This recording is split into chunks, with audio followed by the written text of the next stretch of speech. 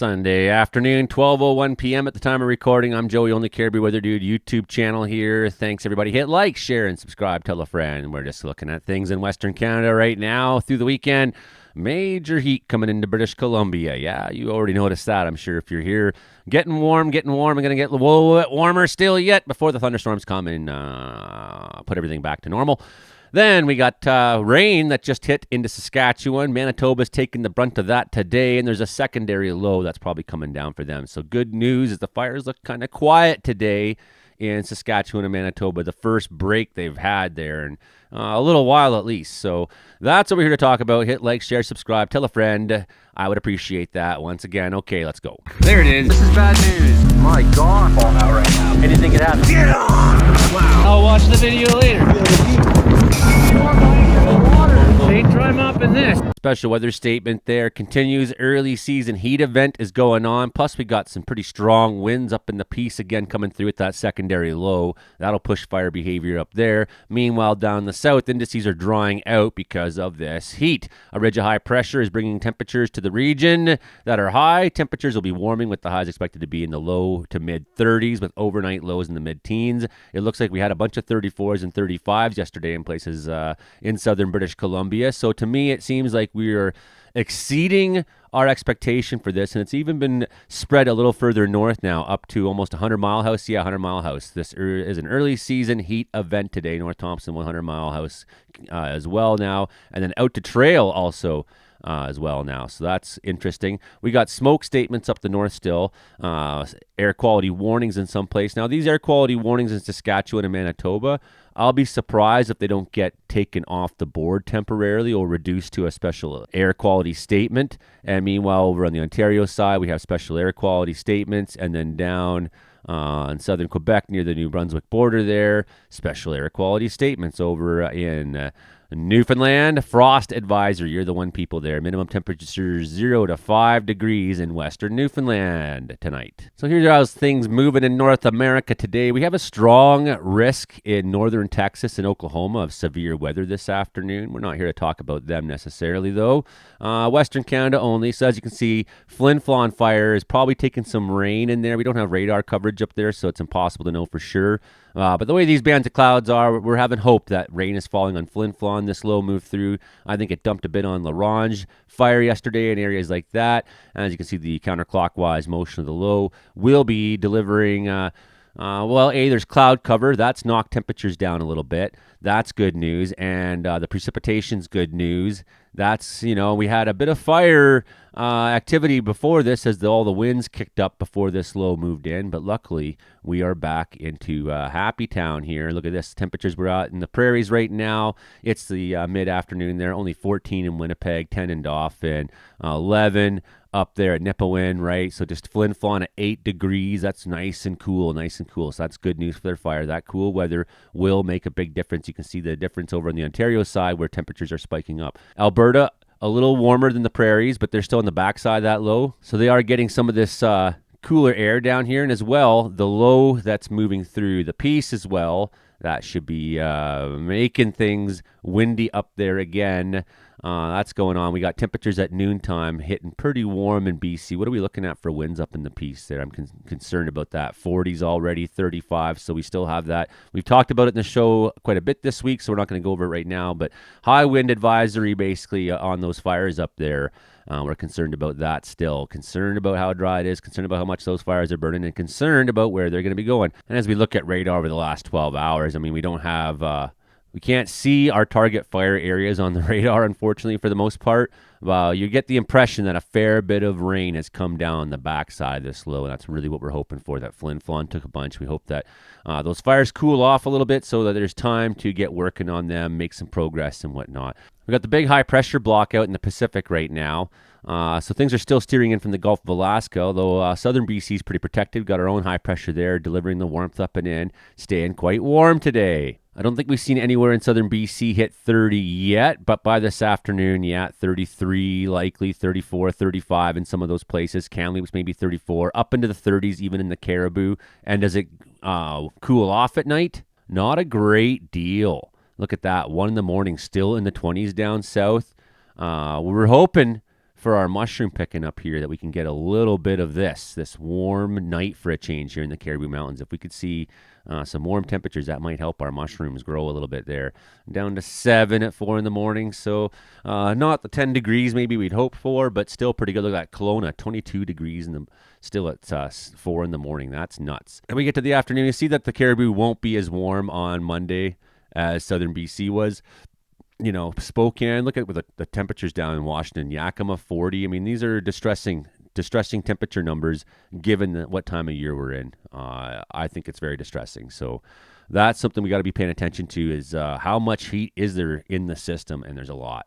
You can see that just not far from us, it's the beginning of June, and we got places down in Washington hitting 40 degrees Celsius. That's unbelievable. So we'll just backtrack a little here and see. But what I'm hoping to see is that this moisture makes its way south. Models were showing that. It doesn't seem like it as much now. So I was hoping we'd see a little bit more. We'll see how these thunderstorms develop. They might start more fires, unfortunately. Maybe they'll have some regional effect on dumping rain, but I don't know. That looks like a pretty dry slot in behind. That is the dry sector of the low.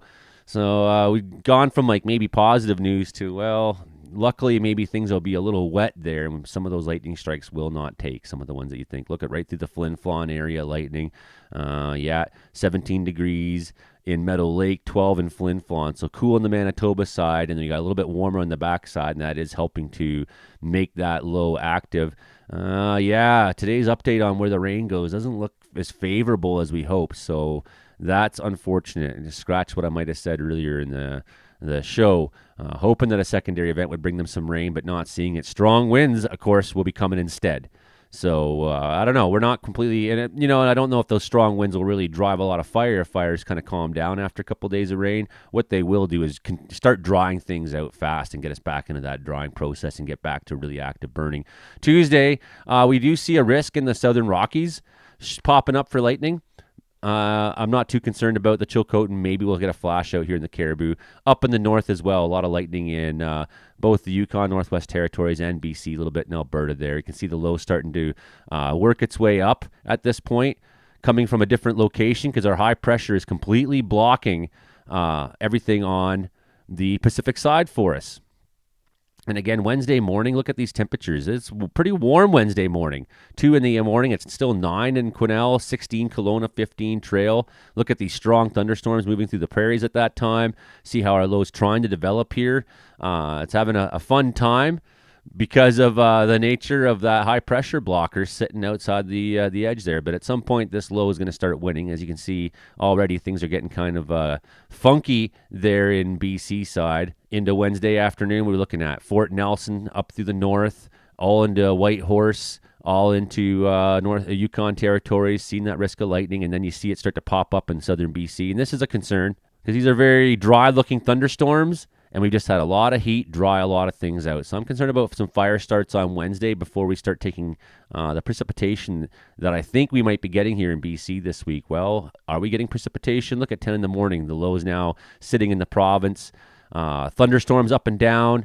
Thunderstorms in southern BC on Thursday, still in the models. They're showing that. So I'm starting to think that's a conclusion. Look, we got rain coming to the piece, quite possibly later this week. So we're hoping on that. More rain going to make its way across into the prairies at this point too. So even if that secondary event doesn't do what we were hoping it would do, we do have a third event that could give us some hope here later in the week and maybe put a bit of rain as this moves across into some of our target fires. Looks like up and down the Rockies, North Rockies, into the Yukon, going to be solid rain going on there into Friday morning. So we're pretty happy to see that. A lot of strong thunderstorm potential on Friday we're looking at too.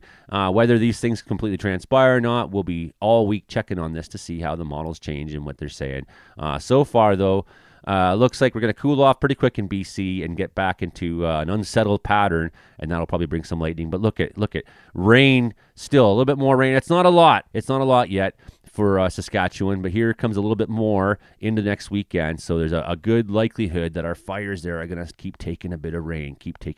Come on, let's see it. Where are you? Are we going to see there's some rain coming? So I mean, this is a week out, so we really can't bank on that. But there's positive signs. We just take some rain for the first time in a while. We have a number of systems and lows moving up through.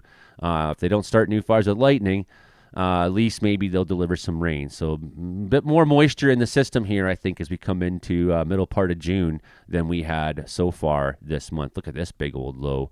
That's a ways out. I'm not banking on that happening.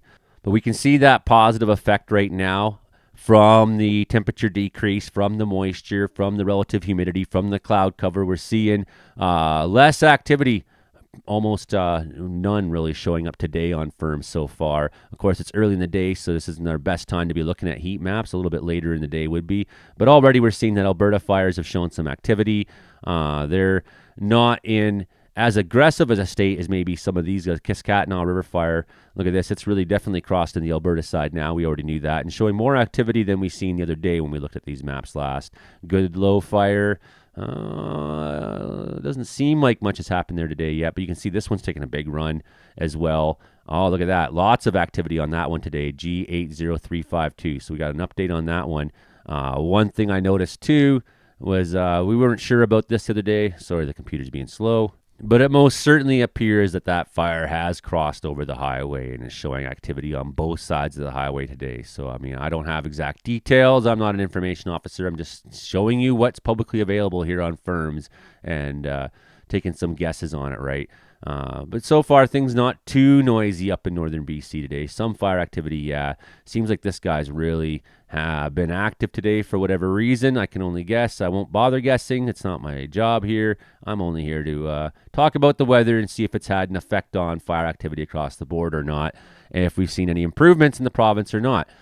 So far, still pretty quiet everywhere else in BC except the Northeast. So enjoy these banging temperatures here in BC.